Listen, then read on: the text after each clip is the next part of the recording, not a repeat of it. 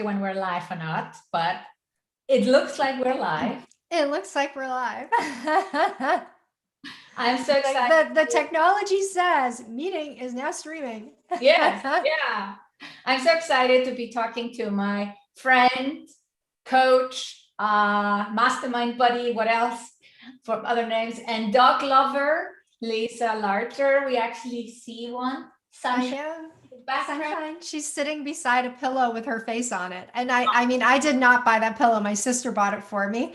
I get all kinds of Dachshund gifts, as you can imagine. I love it. I had the postcard from you on my table for a long time until I decided to put it away. I love that you're a dog lover like me. But Lisa. And you know what I love? Yeah. I love the pictures you took of Gretchen and Eddie. I have those photos framed at my home in Canada, and they're so special because Gretchen died the year after, and you just captured the most beautiful pictures of those dogs. So thank you. Oh, love that. Love that. That was the time when I was still taking a lot of pictures, and then I took a break. I went a long break. And my husband, Martin, tries to get me back by giving me new cameras. It's not really working yet, but let's see about it. But Lisa, there are gazillion things we could talk about. We have a very similar view on business. On the other side, we also do not, but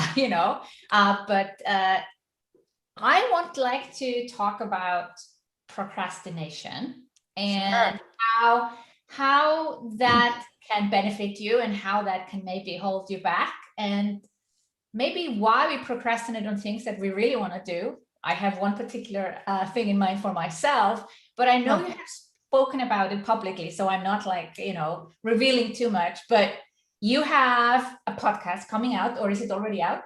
No, it is. It's going to be released the week of April 19th or 26th, one of those 2 weeks. I've asked my team. I have said, I want this to be a launch. I do not want this to be a leak, which means these are all the pieces that I want in place. We need to have it done and done well when we release, or we defer by a week to get it done well. So perfectionism gets in the way of getting things done sometimes, right? So we want to talk about that, and also your amazing book club. But what is it with the podcast? Like, you've had this on your plate for a while. Since 2014. 2014, and now we have 2021. Mm-hmm. So this is great for anyone listening who has been procrastinating. You see here two high achievers, Lisa and I. We do procrastinate too on projects. And my question is, do you know why? Because you read a lot of books. Mm-hmm. And have you figured out why we procrastinate on something that we actually want to do? I would say for me, there's a couple of reasons. One, I think that I procrastinate based on the size of my priorities, my priority list and my to-do list. So I will look at the amount of work that needs to be done, and I will defer something because I feel like I have too much to do. That is one part. The second part is because I feel like I don't know how to do it well. I have not crystallized my vision of exactly what it is that I want to achieve. And therefore, it creates discomfort for me to do something and not do it well, which has been a learning experience for me, even with the podcast. I'm happy to talk about some of my emotional ahas in doing this podcast. But I think that, there's two books that I have read recently, and I know we'll probably talk about my book club later, but the first was Who Not How. Yeah. And when I read Who Not How, I felt like Dan Sullivan, or Ben Hardy, who wrote the book with him, slapped me in the face. And I realized that part of the reason that I wasn't getting things done is I wasn't surrounding myself with the right who's to take control and get it done. Mm-hmm. And so I needed to find who's, and I needed to really create the lens of what I wanted and let them go do it. So even, just earlier today, I had a conversation with Cassie on my team about the dates. And it was like, this is what I want it to look like when it is released. And these are all the check boxes that need to be done. So now you tell me, is it the week of the 19th or the week of the 26th? I'm not attached to the outcome. And I'm not attached to the date, but I'm attached to the outcome. Yeah. So that was the one thing, is really getting clear on the who and relinquishing some of my control. So somebody asked me if I wanted to listen to every one of my podcasts before they went up. And I was like, no, because I will become the bottleneck. It just needs to be done, and it needs to be done well. The second book, which I happen to have sitting here, is Outwitting the Devil. And Outwitting the Devil talks about drifting as a concept, and how when you lack definiteness of purpose, you drift in life. And the premise of the book is that really 98% of people drift in life, which is why, successful people, really successful people, represent such a small percentage. And I think that drifting metaphor has helped me to see that sometimes I procrastinate because I'm drifting. I'm not 100% clear on the definiteness of purpose in terms of what it is that I want to do. And so when I go back to my podcast, I had a conversation with Tanya Dalton about her podcast, and it came up accidentally because she was talking about how she got her book deal, and she got a book deal with a big publisher because they listened to her podcast. And so I said, well, tell me about your podcast. And she's like, well, I approach my podcast in a quarterly, I do quarterly seasons. And every quarter, I figure out a topic or a theme that I want to focus on. And then all of my episodes are built out like a curriculum. And I am very clear on what the purpose is of each quarterly episode. And so all of a sudden, something in my brain went, oh, now I feel like I have definiteness of purpose. My first theme is going to be on strategy. I'm going to record some solo episodes. I'm going to have conversations with people about strategy. And all of a sudden, it all came together, and that clarity allowed me to move forward. And so sometimes I procrastinate because of the discomfort of doing something new and not doing it well. And other times I procrastinate because I'm not quite clear on why I'm doing what I'm doing. If that makes sense. Yeah. But what this time frame, 2014 to 2021, in 2014, you would have done it for a completely different reason, or with a different topic and a different purpose. I have so much artwork and so many different names for shows. It's not even funny. I've had all of these ideas that have not gotten off of the ground. And I think one of the things that I've learned, and you and I have talked about this in some of our conversations about our continuously growing business, is that in the beginning, like there's I call it 3 phases of business. In the beginning, you DIY everything because you don't have a lot of money. Yeah. And then when you start to have some money, you hire people, but you hire people that are less expensive because you don't have a lot of money. And therefore you're still DIYing it a bit because you have to teach these people how to do everything. Yeah. But then you get to a point in your business where you actually have the cash flow and resources to hire people that know how to do the thing that you want done. Yeah. And I think in 2014, I was still in that phase of hiring people that I needed to really oversee. And I am now at a point in my business where I am confident enough to invest the cash flow in getting somebody to just do it for me, because my time is more important to me now than the money that I'm spending on getting something done. And so I think sometimes that is a challenge that people run into as well, because when you're starting your business, you are not flush with cash flow. And then when you start to have a little bit of money, you have to prioritize how you spend that cash flow and what you invested in. And it's really easy to continue to operate in that second phase when you're ready for the third phase. And if you do that, it slows the momentum and growth down. And I think that is some of what happened for me. The other thing that I'll tell you happened for me is I hired somebody to help me with strategy for my business a few years ago. Mhm. And when I hired this person, they took my idea for a podcast and they blew it up so big that it was overwhelming. Mm.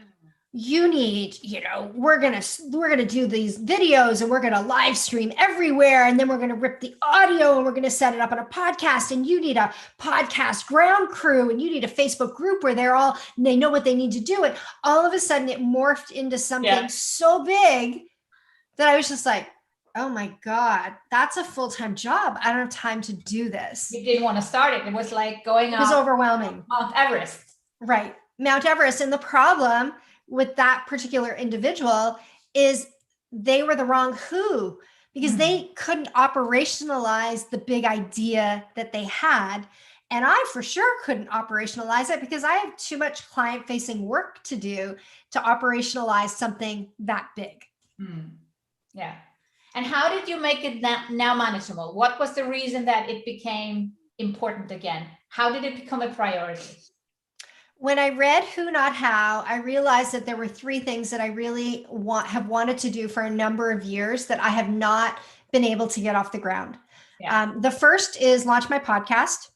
The second is write another book. And the third is to create a marketing agency division of my business, because my business is all branded around Lisa Larter. But the truth is I have an army that does marketing implementation. I run an agency and a business advisory company. Yeah. And so when I was reading Who Not How, I realized that 2021 was the year that I needed to get those three things done. And that the problem that I was having getting those things off the ground is I didn't have the right who's to help me get it done. And so I'm proud because we're going to go live with the podcast this month. I have a commercial book publishing deal with a publisher out of the UK and a book that I'm writing with Alan Weiss called Masterful Marketing. And the development site for our agency model is already in progress and we're working on that. And I've got swag for my new company that's going to be born. Yeah. And so I feel like it's all moving forward. But it happened only when did you actually read the book? I know you have a book club and the book was read at a certain time, but you probably read it earlier. I think I was reading the book in November, because I think we read it together in the group in December. So it was in November and it was before I came to Florida. It was the beginning of November. I couldn't put the book down. It's an amazing book. But that book it was like somebody just shook me and made me realize like, wow, this is what your problem is. You keep trying to figure out how to do this stuff instead of trying to figure out who can get it done for you. And so I emailed Alan and I said, would you consider writing a book for me? And Alan Weiss is my client and I am Alan's client. And I'm a little bit afraid of Alan because Alan is pretty, he's the rock star of consulting. He's contrarian. He says it like it is. And I knew that there was enough tension there that if Alan said yes to writing a book with me, that I would do what I needed to do to write the book, because there's no way I'm going to let him tell other people that I didn't do what I said I was going to do. So he was the perfect who to really make me do the work. Yeah. And I think that book just, it woke me up in a bunch of ways. But at the same time, I'm focusing on 3 things this year, and I'm not focusing on 30. Those are the 3 priorities that I have set for the year. So your business keeps on running the way it was running before, but you have these 3 new priorities that you're implementing. You're taking 12 months to implement. Yes. Yeah. Great. So let's talk about the book club. Yeah. Yes. Thought readers. Yeah. You say that even if you just get one tiny idea out of a book, it's worth reading. What do you mean by that? Well, I think that anytime you consume information, you gain 2 things. 1, you gain information, and 2, you gain insights. And I believe that when you read a book, you should read the book really to gain insights. You're not reading a book just to gain agreement with the author. You're reading a book to build on the knowledge base that you have in your mind. Because the more knowledge you have, the more how you think about things changes. And so I've always been an avid reader. And, talking about who, not how, that one book gave me the insight that I needed a who to help me get all this stuff done. And now look what I'm doing in my business. So I think that this book, the insights that I really got from this book, I actually have them written down because I did a call on the book yesterday, was have definiteness of purpose. Be definite on what it is that you're doing. Because even if you're definite on something and it's not the right thing, you're at least moving forward. Listen to your own mind more. A lot of times we seek external inputs to our critical thinking without spending the time thinking about things ourselves. And I think it's so important to spend that quiet time thinking about things and really listening to your own inner guidance and learning to trust your inner guidance. And then the third thing that I took away as an insight from this book is be decisive faster. I can procrastinate on decisions. And so my be decisive faster for me means it's okay to not make a decision, but be intentional about not making a decision. If you've got a list of 3 decisions and 2 of them are easy to make and the third one you're not quite ready to make, take it and say, I'm not ready to make a decision on this. I will revisit this next month and defer the decision versus just leaving it drifting. Be decisive on what is a priority now and what is a decision or a priority for later on. So I think that the more we read, the more I just feel like the more powerful we become because we have more knowledge and insights. It's not just about the information in the book. It's about the contextualization of what you're learning with your own common sense. It's connecting all the dots, really. And I think when you read, more books, you are connecting it. I don't know if you watched the documentary with Bill Gates. No. On Netflix. I highly recommend it. And they are following Bill Gates along, his life now as a not CEO and even not president of a Microsoft corporation, and now more on the foundation side. And he goes away into a little cabin with a bag full of books. Yes. I think there were about 12 books in the bag, and he will pick a topic. So like you said, strategy, like having a theme strategy on your podcast, he will, let's say, climate change. He will have then 12 books of climate change, and he is connecting the dots, because one book will not have all the information. And you have some basic information yourself, but then you're building on that. So basically, it feels like he's doing an academic degree on climate change by all these authors. Instead of going to school for a whole year, you're reading a couple of books. But I think the way you read needs to change. I think a lot of people read a nonfiction book like they read a fiction book. They just turn the pages and I'm like, okay, I'm finished with the books. Yeah, it's not how I read. Even though they read the same book as Lisa, and Lisa gave only his insights, they didn't get it. So how do you read a book and actually get the insights? My goodness. Can I grab a book? Yeah. So what book?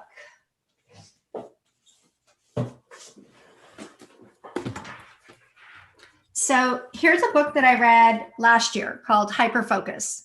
And you'll notice that can you see the little flags at the top?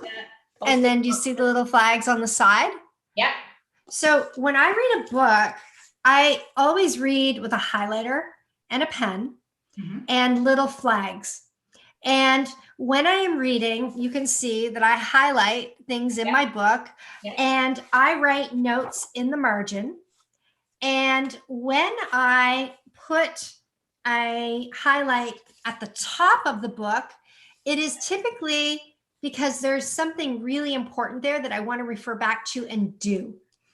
So when I read a book like a researcher. I'm underlining the things that make sense. If I have an idea based on something that I just read in the book, I am writing it in the notes. And if it is an action item, something that I want to do, I'm putting the flag in a different place so that I know those pages at the top are things that I want to act on. Now, my reading has changed lately because I've started reading on my Kindle. Yeah. And so how do you do on the Kindle then? You can also highlight there. you can highlight on the Kindle and you can add notes. So what I've started to do on the Kindle is I've started to use code language in my notes. So in Thought Readers, we have discussion questions, right? And so I'll put DQ : and then I'll write what I want, the context around the discussion question that I want. If it is something that I want to do, I'll write to do. And then I'll write my note on, what it is that I want to do.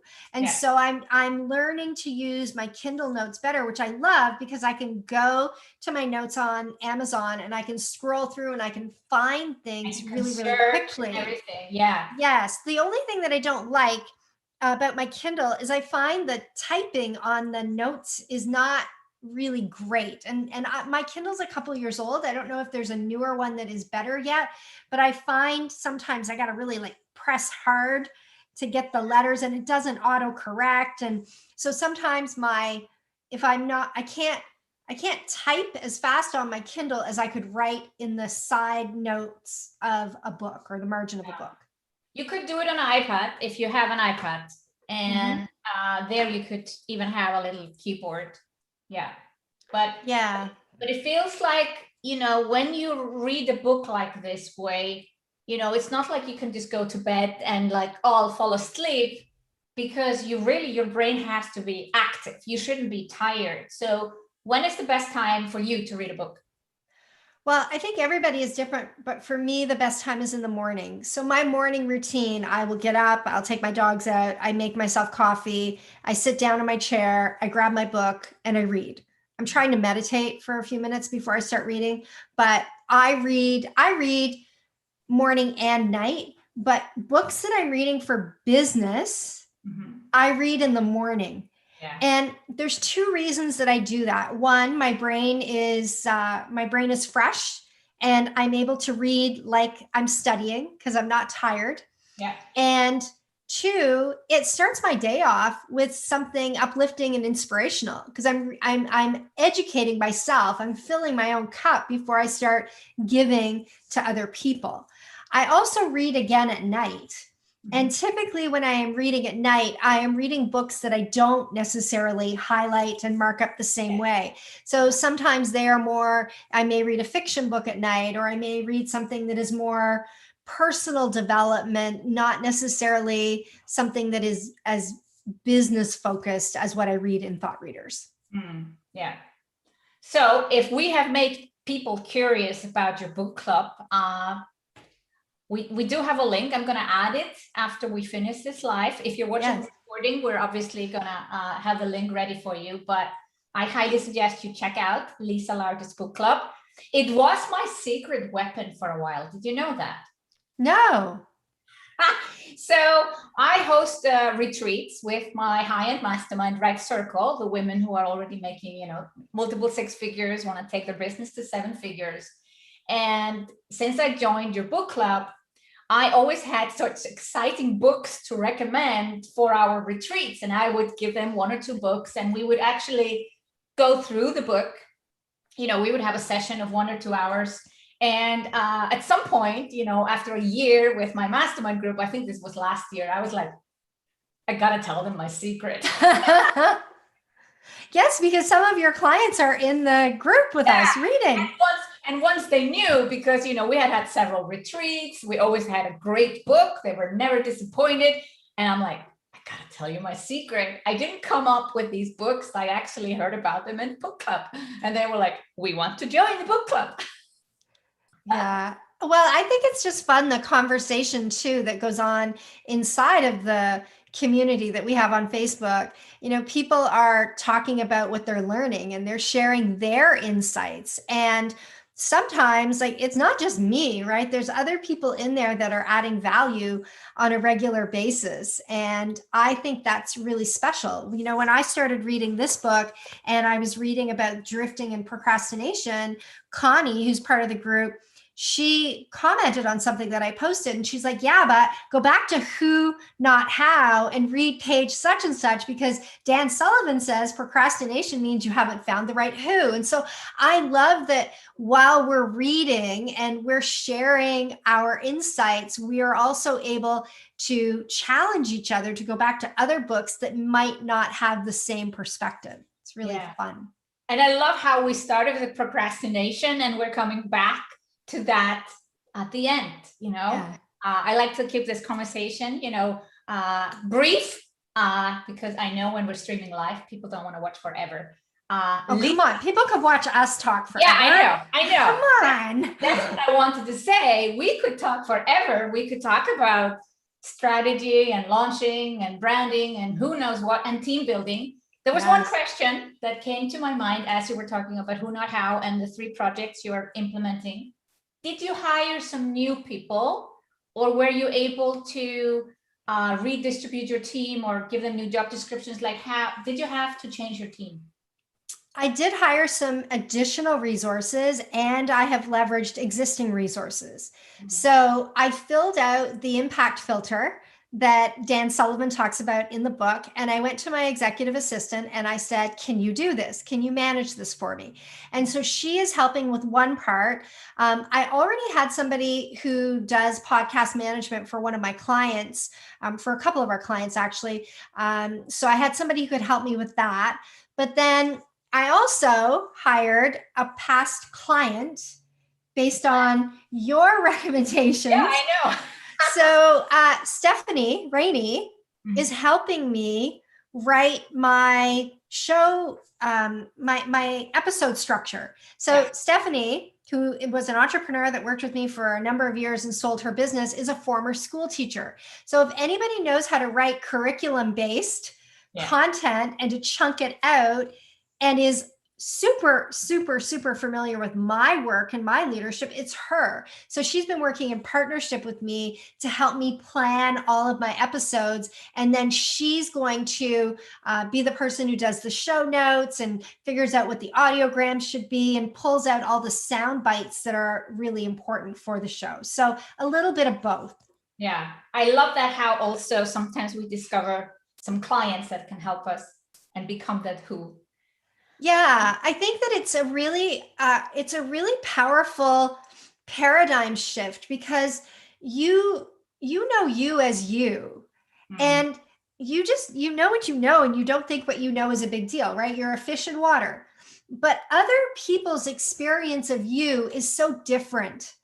And when they are learning from you and they look up to you and you're providing value for them in their life and business, their perception of what you know is so valuable. And so for me to have a conversation with Stephanie, she reminds me of things. Oh, what about this when you taught us blah, blah, blah? Or I think you need, when you say this, that makes sense to you because you know what it is, but I don't know what it is. You need to expand here. Like, it's just such a really beautiful thing to get that perspective from someone who has grown as a result of your mentorship and guidance over the years, and to see them showing you how to showcase what you know how to do in a much better way.